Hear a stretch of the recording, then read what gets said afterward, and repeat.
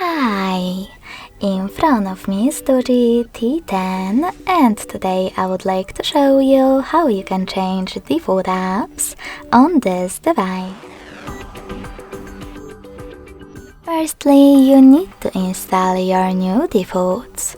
I already did that, so I can go into settings right away. In settings, select apps section, scroll down and tap on default apps.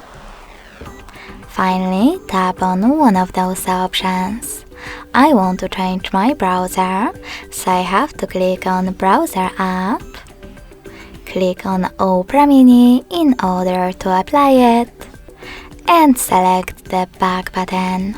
So when I do that, as you can see, my default app has changed. Thanks so much for watching. If you enjoyed this video, smash that like button, comment and subscribe. Bye!